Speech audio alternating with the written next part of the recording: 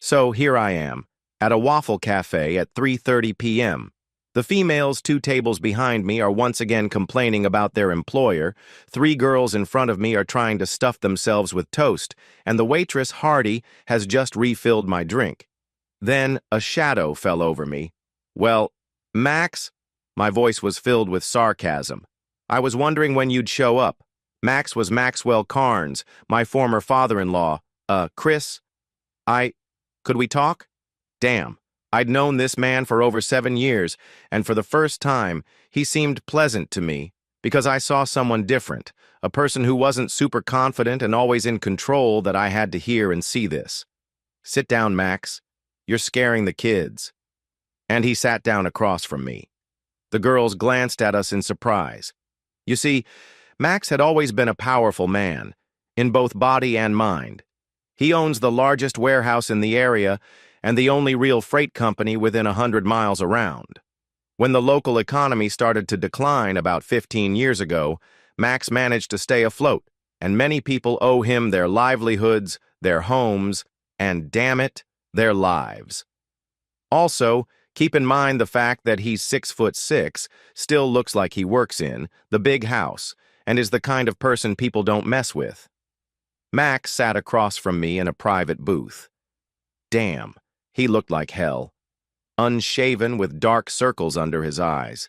Sleepless nights in the Carnes household. Poor kids. Chris, I know you're hurt. But can't you and Kelly just move past this little incident, Anne? A little incident? I forced myself to stay quiet, though it felt like my heart was pounding so hard it might burst out of my chest. My hands were sweating, and I fought the urge to strangle the man sitting across from me. It took me a few seconds to calm down, reminding myself that I didn't want to brawl with him. I wanted to win. Calming down, I noticed that everyone seemed to be trying hard to ignore us. But damn it, I knew they wanted to listen.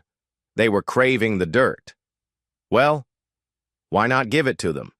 All right, Max. Which part of this incident do you want me to forget? I asked, without raising my voice, but not bothering to whisper either. It was just one time. Wrong, Max. This went on for years, and you know it. She never did this before. She never cheated. Come on, Max. She's been screwing me over for years. You want to hear the whole truth? Fine. I took my biscuit. When I first met her and tried to get her number, she made a point of showing off every guy who wanted to sleep with her and even those who already had. Why, Max? Why did she do that? She was trying to push you away, Chris, but you won her over and nope. I interrupted him as I spread apple jam on my toast. She was trying to see if I was willing to fight for her, and like an idiot, I did. I gave her the attention she craved. I took a bite of the biscuit and continued. Then she brought me home to introduce me to her dad, and even then, you hated me. You hated my politics, hated my career, hated my style and all that. At first I thought it was just the grumbling of an overprotective dad. But no, you simply didn't like me. I was never good enough for your precious little girl. I took another bite, the jam was good. Max's jaw clenched and unclenched, but the words couldn't come out of his mouth. We both knew I was right, and he couldn't argue with it. But I wanted to live with it.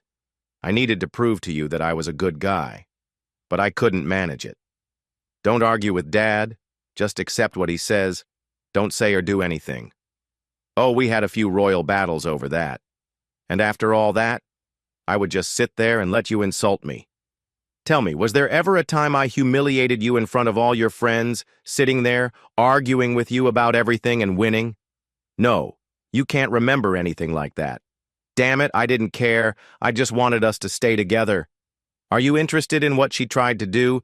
Do you see how much I submitted? I took a large sip of my drink, giving me a chance to observe Max closely. He didn't expect this. He wanted me to be hurt and torn. Then he could approach me, pleading and weeping in his humility to save my marriage.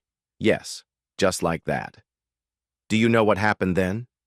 She started hanging around with her old friends again, telling me they were just friends. I raised my hand to stop Max from rushing to her defense. I know she wasn't cheating back then. Believe me, After I beat up poor little Thomas for grabbing her butt at that bar, they all came to me and assured me nothing happened. She just, well, this was all about testing me again. She wanted to know if I was jealous of her. Would I react if she met up with her old lovers, guys she had slept with in her own bed, in her own home? Well, yeah. After that, we broke up. The best 3 months of my life, honestly. I finished my cookie and brushed off my hands. Max was silent. I didn't know if he was finally realizing she wasn't as innocent as he thought. Or maybe he knew, and this was just my attitude. But hey, either way, it worked. He wasn't talking.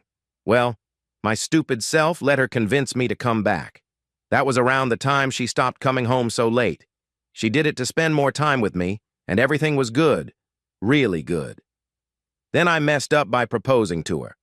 I don't know why I did it. I won that damn ring at a jeweler's competition, and it didn't mean much to me. But I went through with it. And that's when the strange stuff started happening. All these genuinely hot girls suddenly began hovering around me. They'd meet me at work, the gym, while shopping, everywhere. Sure, plenty of beautiful women were fine, but it's not normal when they all start coming on to you, inviting me out to lunch, outright saying they wanted to sleep with me.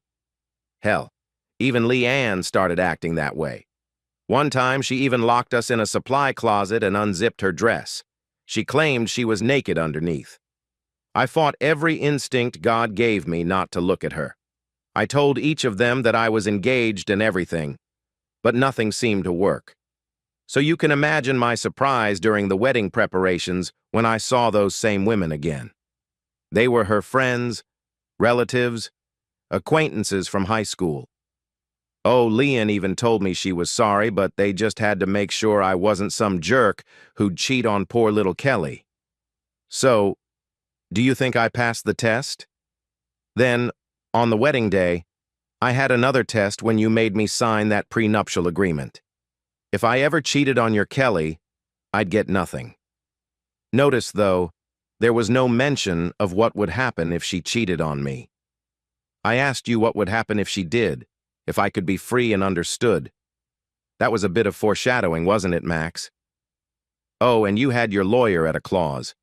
If your girl cheated on me, I'd get $12,000 in my bank account, keep my clothes, my car, and the little house I inherited from my grandparents that I leaned toward Max, but I signed it, Max, remember? I was able to sign it. And then, what the hell happened last Saturday? First, I get called into work for 8 damn hours because someone decided they'd rather go to that damn amusement park than show up for work.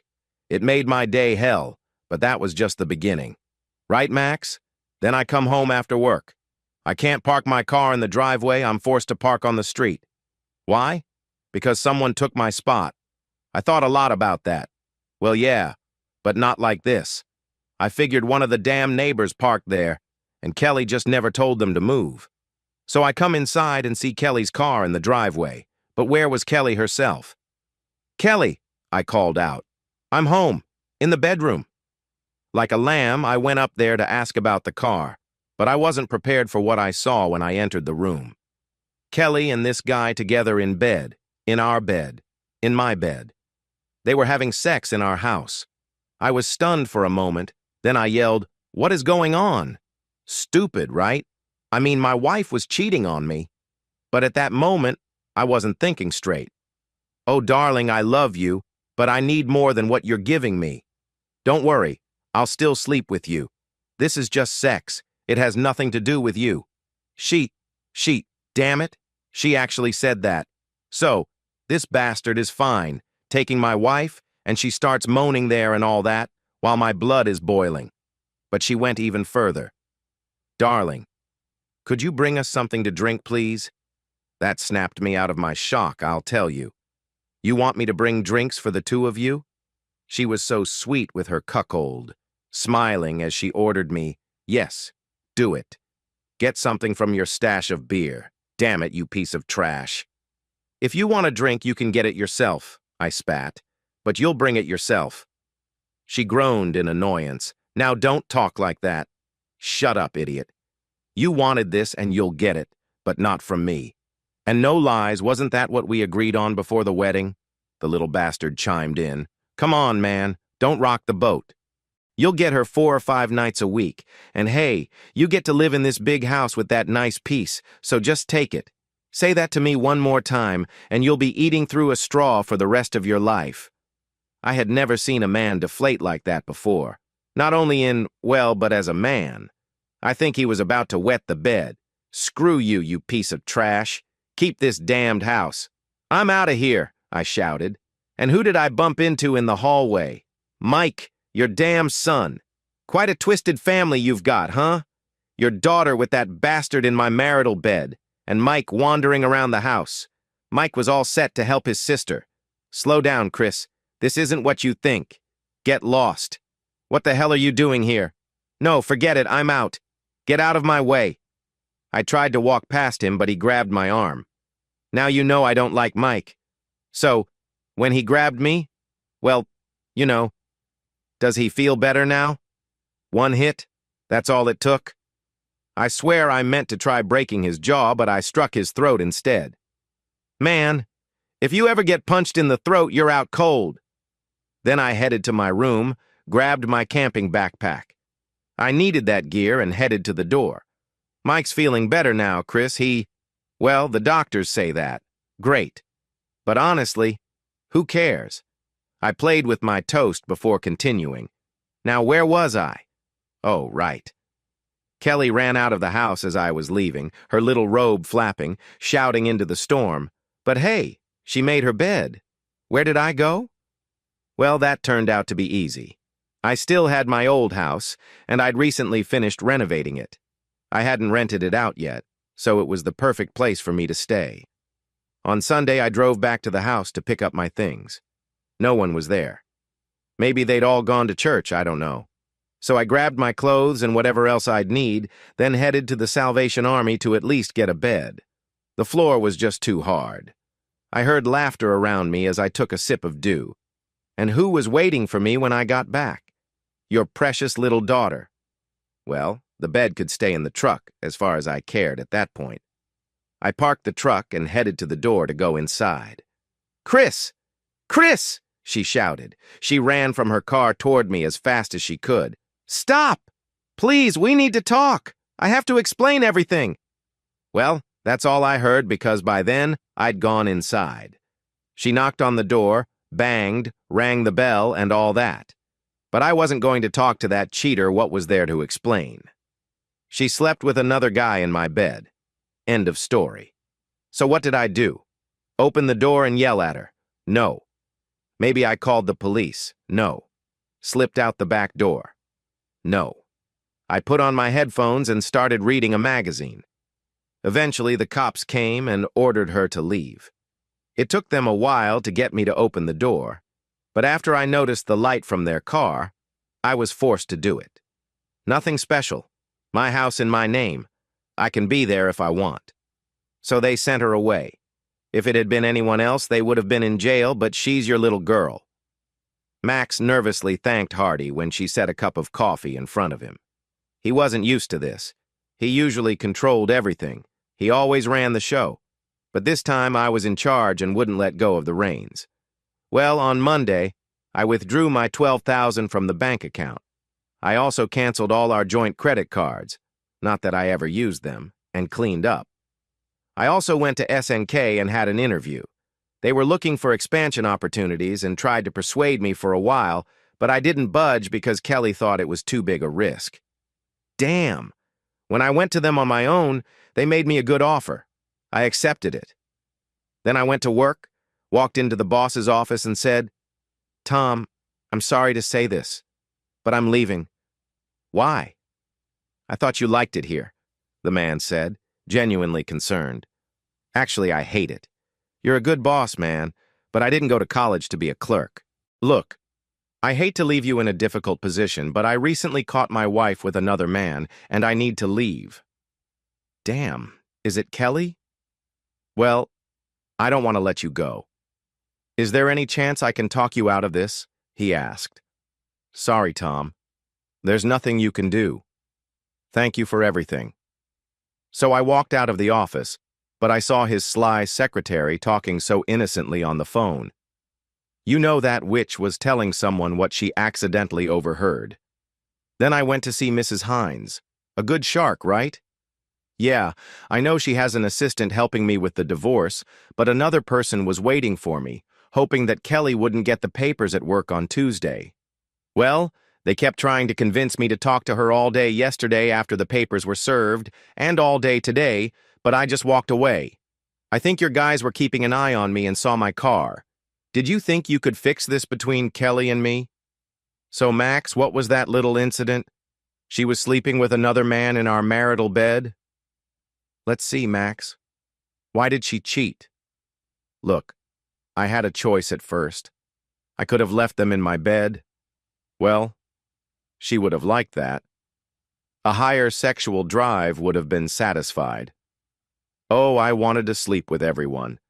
Damn, half the pleasure is in the chase, making her want you so badly that she would pounce on you. But Kelly never liked little notes, calls at work, lunches, little gifts, a waste of time and money. Oh, I think she was getting back at me for cheating on her. No, wait, I never did that. I didn't have an affair while I was dating her or after I married her. That can't be it. Oh, she heard about the bachelor party and wanted to get back at me for that. Wait, because I spent that night talking to Stacy and Mike after their last fight.